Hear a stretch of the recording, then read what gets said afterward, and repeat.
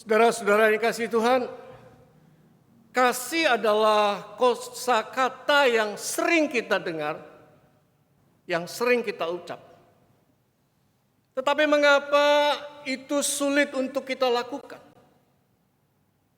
Kira-kira mengapa Bapak Ibu? Karena pada umumnya kita lebih senang untuk menerima daripada memberi. Kita lebih suka untuk dikasihi daripada mengasihi. Inilah yang seharusnya dari yang sederhana tetap sederhana. Tetapi itu justru kita buat rumit sendiri. Kasih harus konkret. Dan latar belakang inilah yang memang bersama-sama kita mau belajar bahwa kasih itu bukan kata benda, tapi kasih itu kata kerja. Kasih itu harus operasional. Kasih itu harus nyata dalam keseharian. Kasih yang sederhana adalah ketika kita berani berbuat baik kepada siapapun. Tanpa melihat suku, golongan, atau agama. Seperti yang dilakukan oleh Kees Velboer. Siapakah Kees Velboer di sini? Saudara-saudara, Kees Velboer adalah pendiri Stichting Ambulance di Belanda. Kees Velboer adalah supir ambulan dan selama 10 tahun dia berjasa membantu pasien sakit keras di dalam mewujudkan keinginan terakhir mereka. Pria 60 tahun ini memenuhi apa yang menjadi permintaan pasien. Mengantar ke pantai, berpamitan dengan hewan peliharaan, mengunjungi apartemen baru hingga pergi ke Vatikan untuk menemui Paus. Kasih yang operasional yang dilakukan Kees ini berawal ketika dia mengantar pasien yang tidak punya harapan lagi. Pasien yang menderita penyakit terminal yang tidak mungkin sembuh. Dalam perjalanan dia berbicara kepada Kees. Dia meminta sebuah permintaan, bolehkah aku diantar untuk melihat laut dan kapal sebelum aku meninggalkan dunia ini. Dan ketika mendengarkan permintaan itu, maka Kees hatinya digerakkan oleh belas kasihan.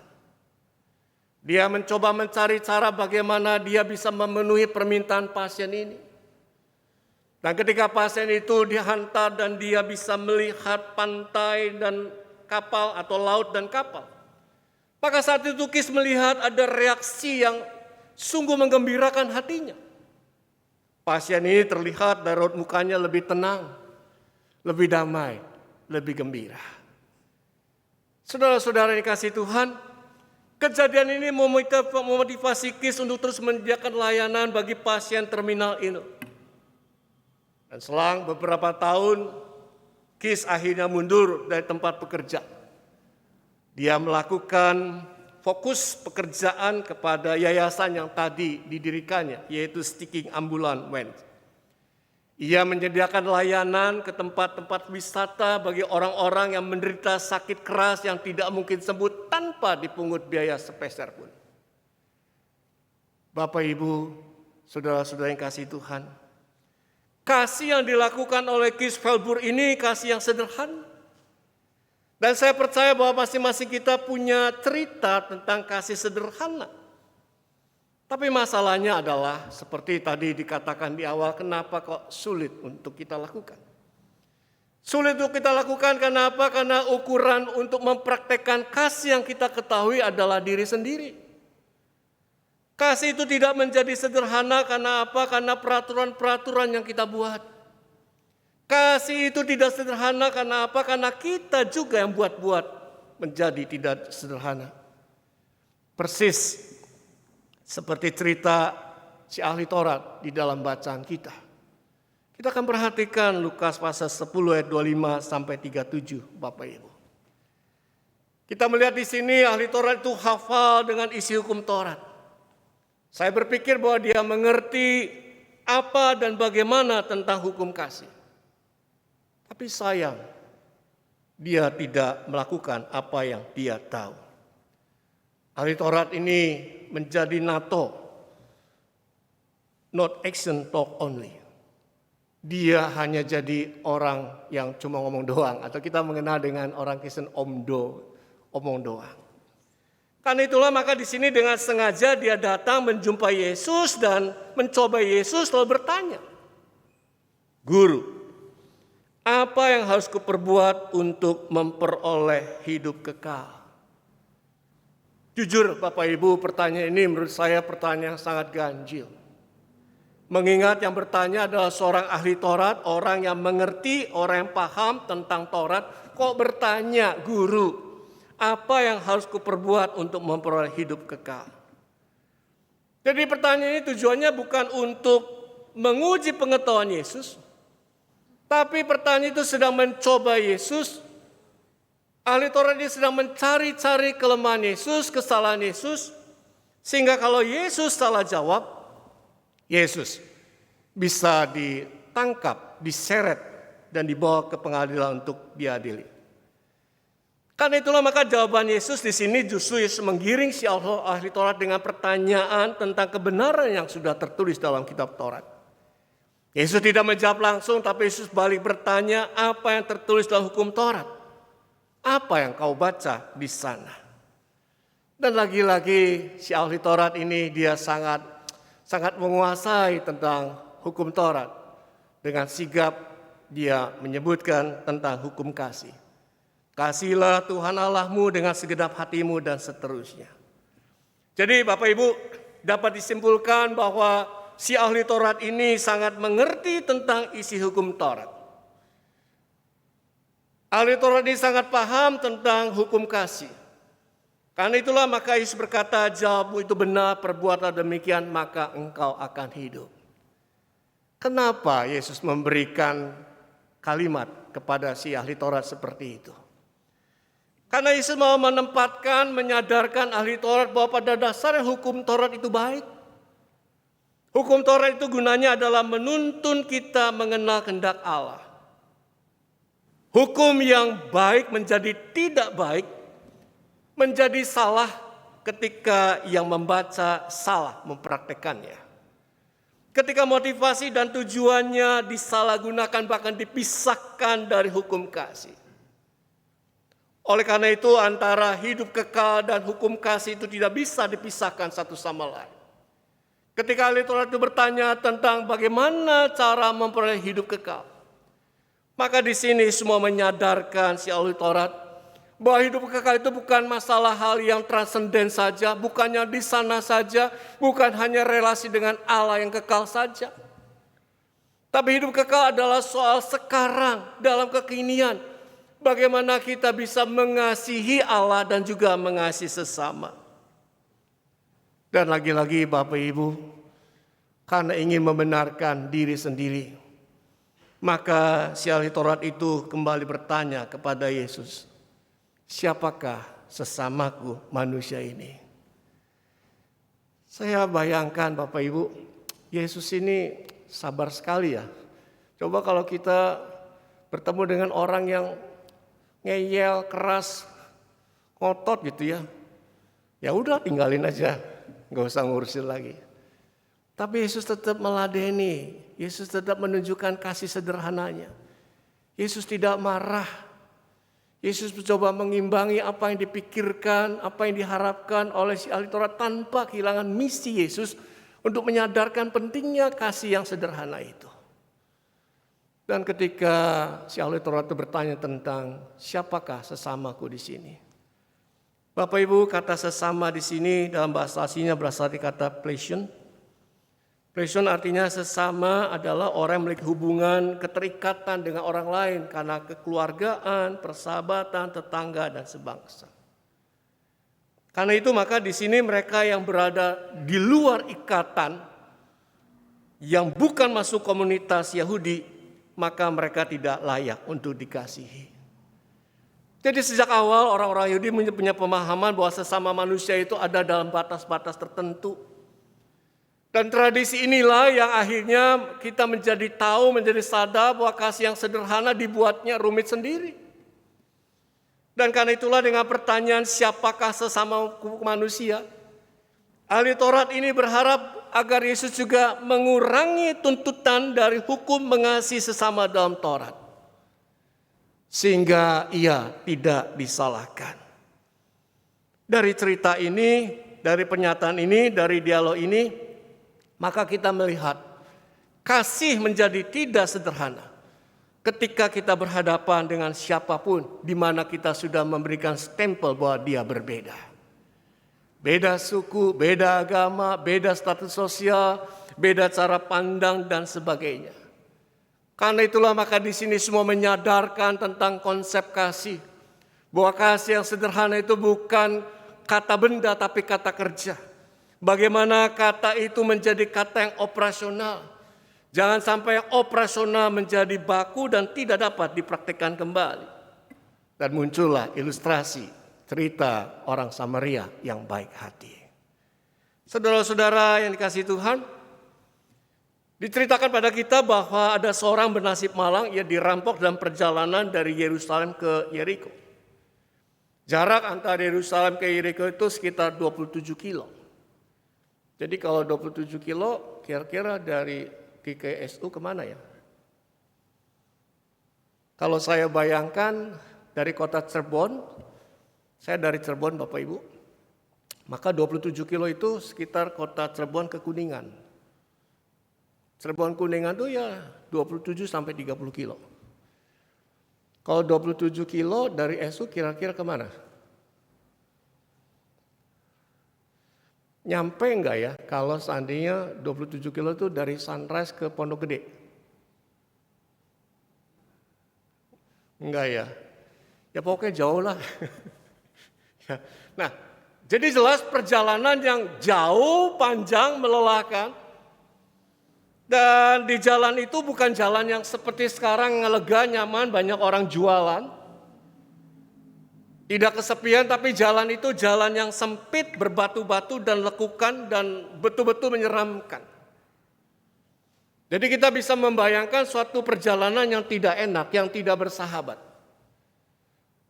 Pernah suatu ketika pada saat saya tugas di GK Bandar Lampung pada saat sebelum pandemi, setelah tugas di Lampung, di Lampung maka ada satu pos di mana harus melewati jalan yang cukup rawan.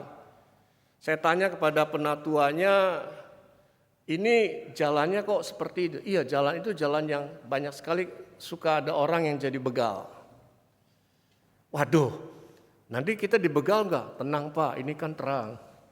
Yang menyeramkan itu kalau seandainya lewat jalan ini malam.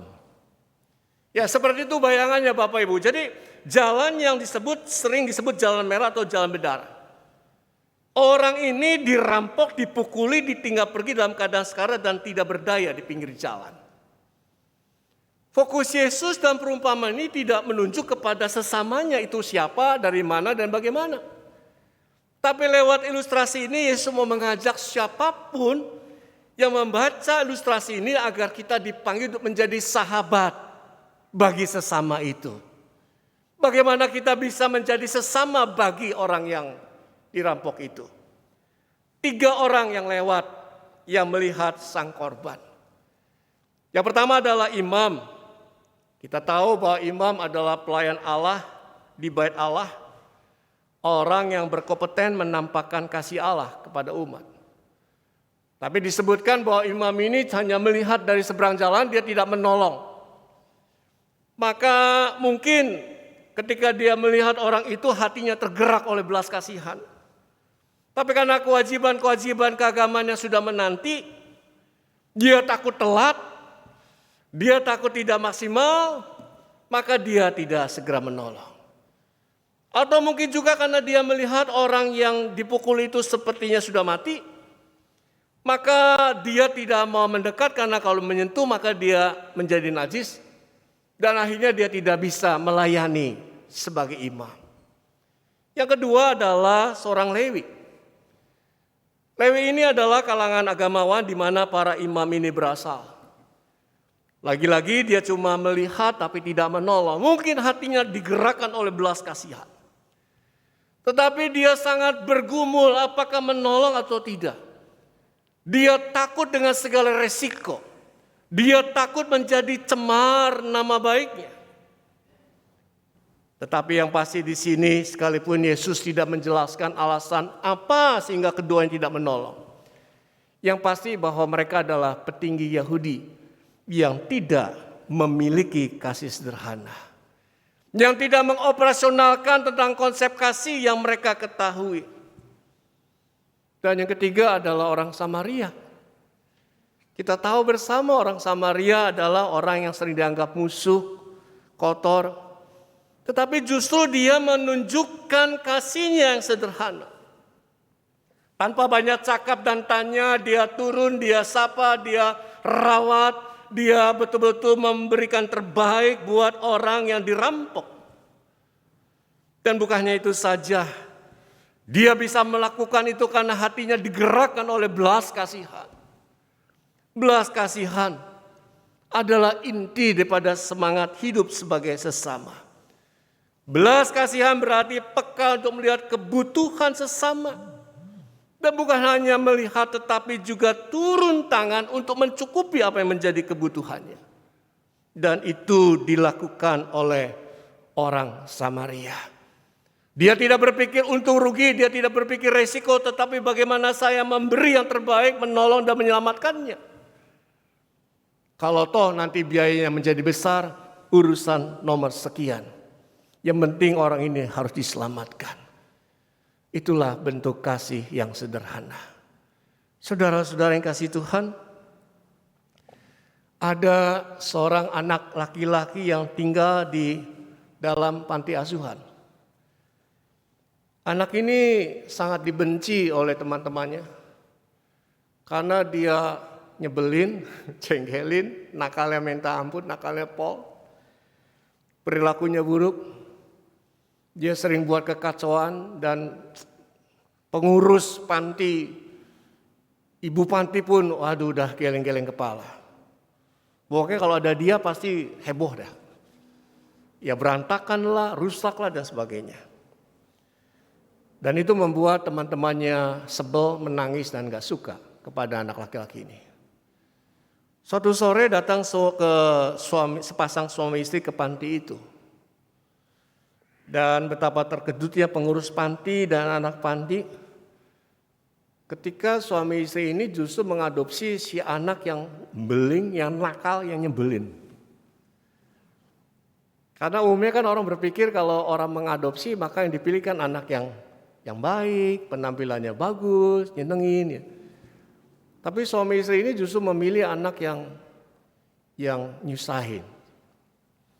Dan itu sebabnya dia setelah bersama dengan si pasangan suami istri, dia bertanya kepada mereka, Tuan dan Nyonya, apakah Tuan dan Nyonya sudah salah memilih saya?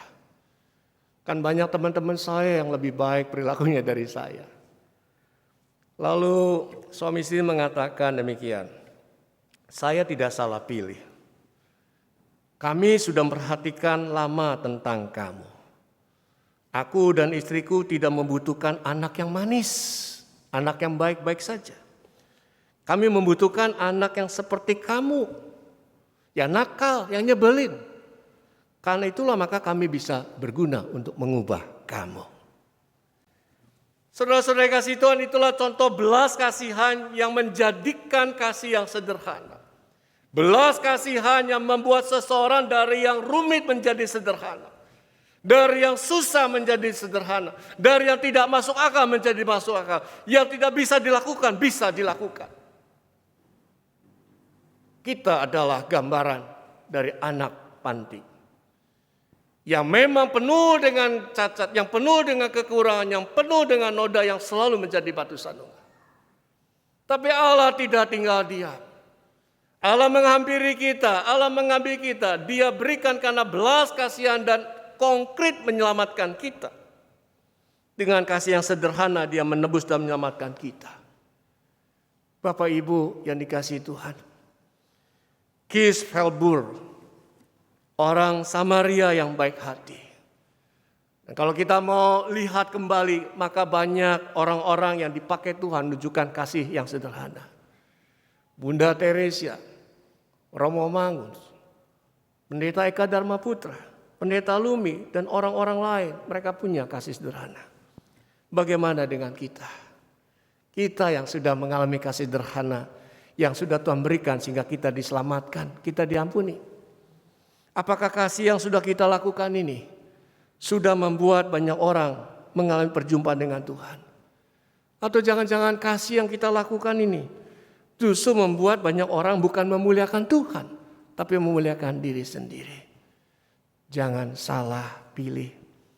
Karena Tuhan menginginkan kita menjalankan kehidupan yang penuh dengan kasih yang sederhana. Sehingga nama Tuhan dimuliakan. Amin.